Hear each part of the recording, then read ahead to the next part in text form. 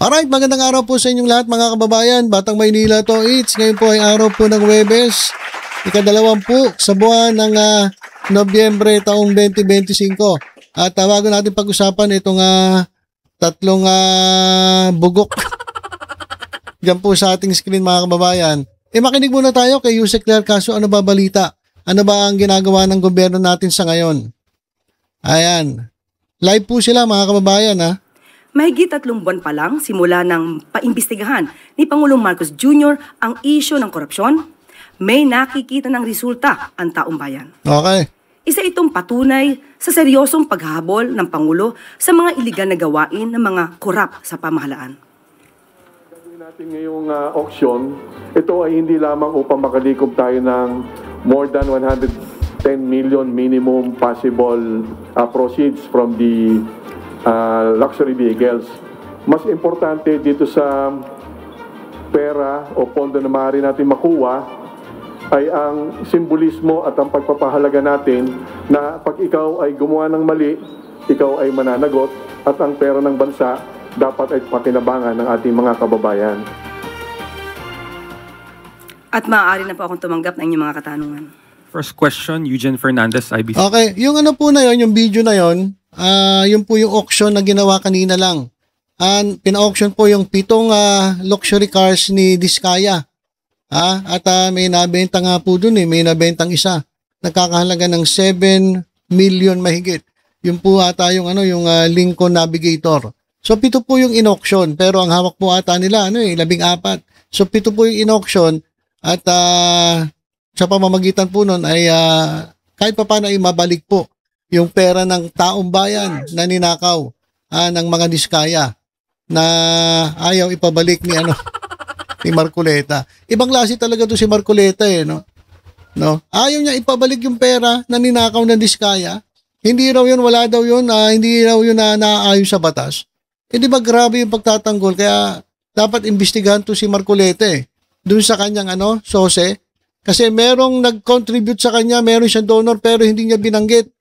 Naisip ko lang, hindi ko naman sinabing totoo, na baka si Diskaya o itong mga Diskaya ay ilan sa mga contributor niya. Kaya kunwari sabi ng mga donor ko, wag daw ipagsabi, wag daw ipagkalat kung sino sila. So, ay nang nakakapagtaka, kaya todo tanggol Maliban dun sa na-insured na sila. Na-insured na. Yung asawa pala ni Marcoleta doon na kumukuha ng insurance itong mga Diskaya. So maliban doon, at saka maliban din doon sa usapan na 1 bilyon na naging 120 million. At maliban pa ron, yung nga tinago na nag-contribute sa campaign ni Marcoleta. Baka kasama ang Diskaya doon kaya hindi niya sinasabi.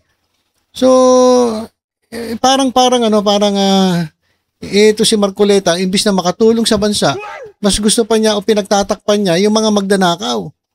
Di ba? Kaya yung yung pinakita natin kanina, maganda po yun, kahit paano maibalik yung pera ng taong bayan.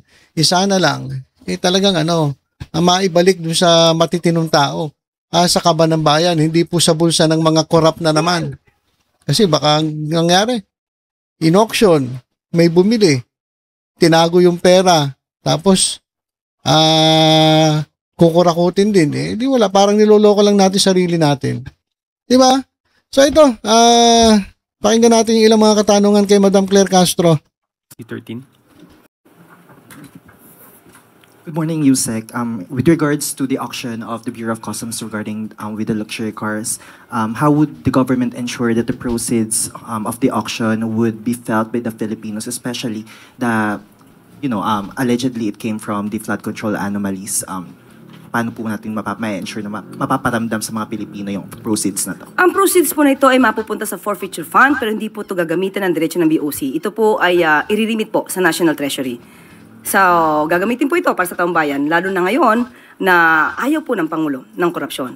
So, makakasiguro po tayo sa pamamahala ni Pangulong Marcos Jr. na mga pondong ito ay dapat magamit sa tama.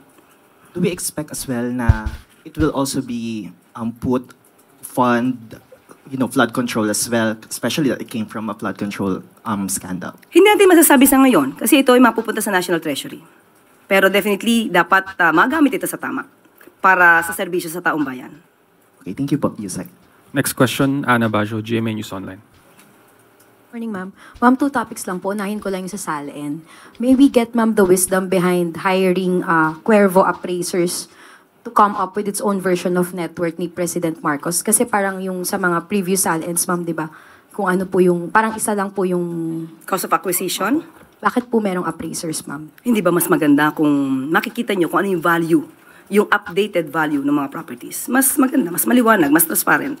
For transparency purposes po ito. Para mas maganda rin makita ng taong bayan kung magkano na yung value ng mga properties na dating na-acquired before. Dahil darating yung panahon na sasabihin nila na ito na yung value niyan. So, dapat i-declare din. So, wala namang mali doon. Mas maganda nga po. Okay, ma'am. Ma'am, another topic. May we get your response to the remarks made by former Executive Secretary Bersamin that he did not resign, contrary to your statement last Monday that he quit from his post out of delikadesa. Ma'am, what was the basis of your announcement po nung Monday? Kung meron pong ganitong denial on his part. Unang-una po, mayroon muna tayong babasahin para po sa tinuran po ng ating mahal na si Executive Secretary Lucas Bersamin. The Palace acknowledges former Executive Secretary Lucas Bersamin's clarification regarding the manner of his transition. As he himself stated in his interview, he submitted himself to the President's discretion and prerogative as part of the ongoing reorganization. The Palace announcement was issued in line with this understanding and with due regard for stability and continuity in governance. At nagkausap naman po sila ng Pangulo face-to-face at let us just leave it at that.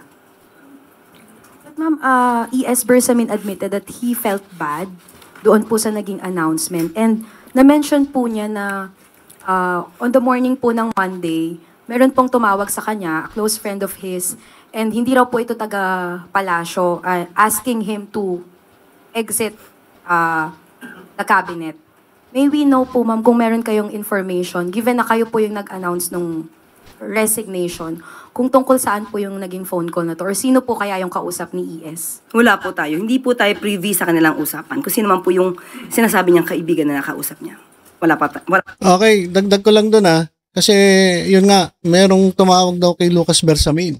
Pero hindi naman sinabi ni Lucas Bersamin kung sino. Marami nagsasabi, yung mga didilis mga kababayan, sabi nila, ang tumawag daw si Lisa Araneta Marcos at pinapa-exit siya sa cabinet. Mukhang hindi naman yun ang tinutukoy ni Lucas Bersamin. So, hindi alam hindi alam kung sino Siguro makakasagot yan si Bersamin mismo. Diba? Kulitin nyo si Bersamin. Yung mga DDS nag-iimbento na naman Si Lisa Araneta Marcos daw yung tumawag kay Bersamin para umexit. Alamin nyo kay Bersamin, hindi yung puro chismis lang. Mga DDS talaga, mga utak Nakikiti ng mga utak O kahit si Yusek Clark Castro hindi niya alam, hindi siya privy dun sa usapan. Diba? Mahirap yung ganun Kung hindi mo alam, tumahimik ka na lang at hintayin mo magsalita si Bersamin, hindi yung sabihin, ay si Lisa Araneta Marcos yan, ganyan-ganyan.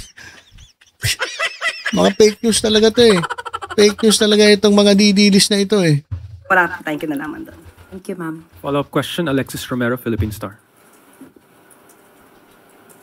Yusek, former ES Bersamin said, masarap lang daw pakinggan yung delikadesa, pero hindi naman daw ganun yung nangyari, no? Do we still stand by our statement that he resigned out of delikadesa? Muli po, ang pina-announce po sa atin ay galing sa palasyo at kung ano po naramdaman ni ES Bersamin, yun din po na ginagalang po natin ang kanyang nararamdaman. At kung ano po ang sinabi lamang po ng palasyo, yun lamang po ang ating in-announce. Follow-up related lang, Yusek. Kanina may nabanggit na pabiro si Presidente about a cabinet shake-up, even jesting na si FL daw po ay magiging ambassador for OFWs. Magkakaroon ba talaga ng shake-up? Sabi mo, pabiro. Minsan half-meant, di ba? Minsan ang mga jokes. Tingnan na lang po natin. Kasi kung nakita niyo po na parang pabiro po yung pagkakasabi ng Pangulo, so yun muna po tayo. Face value. Sa ngayon po ay wala pa po sa ating ina-announce or isinasabing update patungkol dyan. Salamat po. Next question, Ivan Mayrina, GMA News. GMA News. Morning, Yusek. with the very important cabinet secretaries, no less than the executive secretary and the budget secretary being removed from the cabinet, at may mga undersecretaries being investigated for conspiracy to commit plunder, is there an internal investigation ongoing, considering that the scandal has possibly hit the high levels to the low levels of the bureaucracy? Sa ngayon, wala pa pong pinapaabot sa atin kung may internal investigation dahil sabi nga natin kung ano man po ang issue patungkol sa flood control projects at infrastructure, nandiyan naman po ang ICI para mas maging independent po ang pag-iimbestiga. Sinabi niyo rin po, baka may mga ibang cabinet secretaries, if they feel that they are involved, mas magandang pangunahan na mag-resign na lang. But aside from that call, is it safe to say at this point that everyone is under investigation? Hindi ko po masasabi. Pinag-iisipan ko, parang wala po ang masasabi ng lahat ay under investigation. So, ang maaari lamang pong sinasagawa ng Pangulo yung performance ng bawat kabinete. At yun naman ay usual at regular. Pero kung patungkol po sa mga sinasabi natin maanumalyang flood control projects at wala naman pong nababanggit o nasasabi, parang hindi naman po kailangan mag-imbestiga patungkol dito. Ma'am, with cabinet secretaries being made to resign or resignations being accepted as you announced, and seemingly given graceful exits, paano po masisiguro ng administrasyon that they will be made to stand investigation and eventually prosecution should it come to it? Wala na po sa kamay ng Pangulo yan. Na yan po ay maaari na sa kamay na po ng ICI, maaari na sa kamay na po ng Ombudsman, DOJ. Sila na po ang mag-iimbestiga. Pero hindi ho ba by allowing them to resign, parang nabibigyan sila ng free pass na to escape accountability? Wala pong pwedeng lumagpas. Kung kinakailangan po imbestigahan, private citizen, public official, kung kailangan imbestigahan, dapat imbestigahan. Thank you. Next question, Katrina Domingo, ABS-CBN. Morning, Undersecretary. The former Executive Secretary denied that he resigned out of his own accord. So ano po yung totoong reason kung bakit po siya tinanggal at sino po yung nagpatanggal? Muli, binanggit na po natin ang ating sagot at sila nagkausap na po. At sinabi nga po natin, pabayaan na po natin at sila naman po ay nagkausap na. I'm sorry, hindi namin pwede pabayaan because the taxpayers who are funding the government and are actually paying the salaries of this administration is actually asking for the truth from the palace. Bakit po natanggal yung Executive Secretary at sino po yung nagpatanggal sa kanya? Ay, teka, matapang tong matapang yung reporter Hindi basta tinanggap yung sagot ni Claire Castro. Kasi tinatanong niya bakit inalis. Sabi ni Claire Castro, natin, nakapag-usap na sila ng presidente. Sabi niya, mami, hindi naman pwede yun. Bilang taxpayer, di ba, kinakailangan naming malaman kung ano ang dahilan kung bakit siya natanggal. So, grabe. Matindi tong reporter na to. Alamin nga natin maya-maya kung sino tong reporter na to. Okay yan. Kasi minsan, alam niyo sa totoo lang, kinakailangan talaga nating tumayo di ba? Pag may mga gusto tayong malaman, tama naman na dapat malaman natin. Pero, kung si Yusek Claire Castro ang tatanungin mo, kung hindi alam ni Yusek Claire Castro kung ba't tinanggal di ba? Siguro itatanong ni Claire Castro sa Pangulo kung bakit. Kasi marami nagtatanong. Pero, tama naman yung gusto na itong reporter. Pero, kung hindi nga alam ni Yusek Claire Castro, wala kang magagawa. Siguro, tatanungin niya Pangulo. Kaya abangan natin ito maganda to ano kaya ang isasagot ni Yusek Claire Castro? Hindi ko po masasabi kung sino po nagpatanggal sa kanya. Binanggit ko po kanina na hindi ko po alam kung sinong kausap niya. Kung yung ayan, di ba? Tama naman yung gusto mangyari ng reporter. Kaso hindi nga alam Hindi alam ni Yusek Claire Castro Alam nga naman sabihin ni Claire Castro, hindi ko rin alam yan Siguro ito, chismisa na lang tayo. Baka ganyan. Hindi. Di ba? Siguro kung gusto niya malaman, tanongin niya si Bersamin direkta. Pero kasi Yusek Claire Castro, hindi niya alam Hindi nga niya alam kung sino yung nakakausap ni Bersamin Pero, okay yung tanong. Agree ako, dapat malaman ng taong bayan. Pero, mali lang yung taong tinatanong niya. Dapat nang tanongin niya si Bersamin. Di ba? Si Bersamin ayaw din magsalita Tapos si Claire Castro magsasalita. Di ba? Tanongin niyo si Bersamin, bakit siya tinanggal, bakit siya umalis? Hindi niya sinasabi. In fact, wala nga siyang sama ng loob kay Presidente. Sabi nga niya, napakagaling na Presidente itong si PBBM. So, walang mainit na tama ba? Mainit na tinapay. So, walang samaan ng loob kay Bersamin at kay PBBM. Kung sino man yung tumawag sa kanya at nagsabi na umexit ka, siguro hindi nga alam ni Claire Castro. Kaya kung gusto malaman ng reporter, tanongin niya mismo direkta si Bersamin. Pa ang nababasa ng palasyo dahil sinabit niya naman po ang sarili niya sa President's prerogative. Yan lang po ang ating masasabi at tinanggap po ang sinasabing resignation. Okay, ma'am, just a follow-up question if you could not give us the exact reason for Bersamin's removal. The former executive secretary was not the first official who actually experienced this kind of treatment na parang they were caught by surprise with their removal. We saw the removal of Baguio City Mayor Benjamin Magalong from the ICI, also the removal of former DPWH Secretary Bonoan from his post. How does the palace actually explain the seeming trend of unceremonious removal of high-ranking officials in the Philippine seat of power? Tanong po natin, tinanggal po ba si Mayor Magalong? Sino po ba ang nag-resign? Ang huli natin pagkakasabi tungkol kay Mayor Magalong ay ipapatignan, ipapacheck, ipapa-assess sa legal team kung mayroon ba na-violate. Wala pong nagpa-resign kay Mayor Magalong. Action niya po yan, voluntaryo. Kaya hindi po pwedeng isama o sabihin na may unceremoniously call for his resignation. Yung nire-raise po nitong mga opisyal na to is that nauuna lagi daw po yung yung announcement before they were actually called on or discussed yung issue with themselves.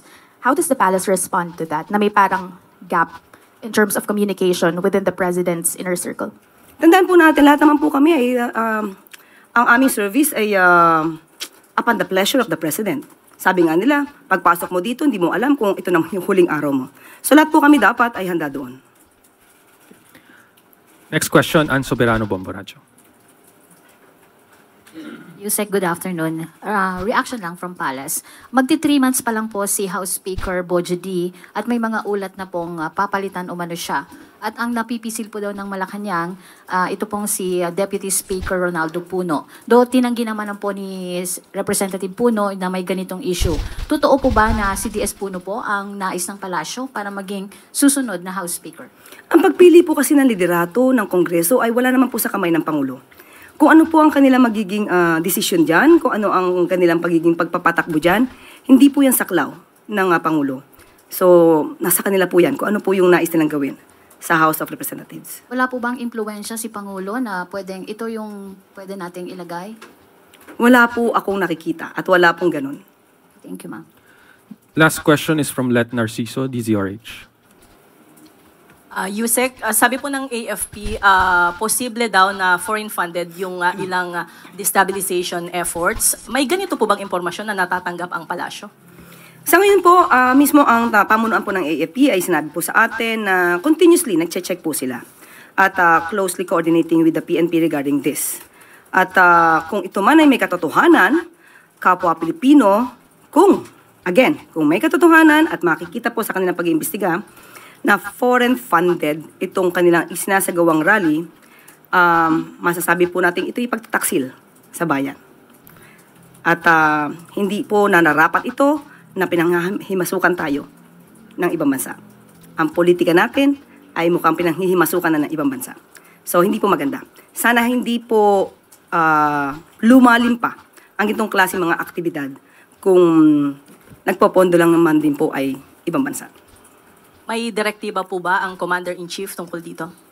Still, ganun pa rin po. Kung ano po ang hindi dapat sa bansa, kung nasihira po ang interes ng bansa, dapat pong mas imbestigahan po. Pero sa ngayon po, chine-check lamang po ito. Continue looking on this matter, ang AFP. Okay, so ayan lang muna kay Jose Claire Castro mga kababayan at update lang tayo. Ito pong si Alice Guo mga kababayan ay hinatulang guilty sa kasong qualified human trafficking at pinatawan ng reklusyon perpetua o habang buhay na pagkakakulong. Ayan po mga kababayan. Yan po ang update kay Alice Guo. Sa mga nagtatanong, siya po ay guilty po. Hinatulang guilty po. At siya po ay pinatawan ng reklusyon perpetua o habang buhay na pagkakakulong. So sana ay ito na yung maging simula ng tuloy-tuloy na pagbibigay ng parusa sa mga sangkot sa katiwalian sangkot sa krimen, sangkot sa sa mga anomalya. Lalong-lalo na itong sa flood control anomaly. So sana ay mapatawa ng parusa yung mga sangkot. Kasi parang may narinig ako na parang dinifer. O iniatras o hininto muna yung pagpa-file ng kaso dun sa ilan sa mga senators na involved dyan po sa flood control anomaly. Kaya medyo naguguluhan na ang taong bayan. Dapat dire-diretso na. Ba't tinifer? Bakit parang inatras uli? So, nako. Kaya nagagalit ang taong bayan Ang gusto kasi ng taong bayan, may managot, may makulong.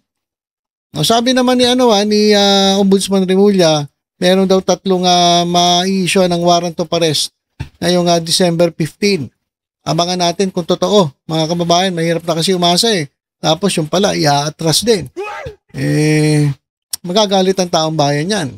At bilang pagtatapos, ito mga kababayan. Nako, kapag ganito po ang mga kaibigan ninyo, mag-iingat po kayo. Mag-iingat po kayo mga kababayan. Iwas po kayo sa ganitong klase mga kaibigan. Sino ba itong nasa kabila? Kabilang dulo, kapag kayo ay nakaharap sa screen, sa kaliwa, si Derek Ramsey. Dito naman sa bandang kanan, si Anjo Iliana. At sa gitna po, si Amy Manotok. Okay, so yan mga kababayan, bakit kayo dapat umiwas dyan sa mga yan? Ito. 3 tao na mahirap kasama sa buhay. Ito po yung 3 tao na mahirap kasama sa buhay. Unang-una, yung unfaithful partner. Alam nyo na kung sino unfaithful partner dyan, Alam nyo na kung sino. Tapos, isa, kapatid na ambisyosa. Yan, alam nyo na kung sino yun. At pangatlo, kaibigan na traidor. Alam nyo na rin kung sino yun. Ayan. So, ito po yung mga tao, 3 tao na mahirap kasama sa buhay.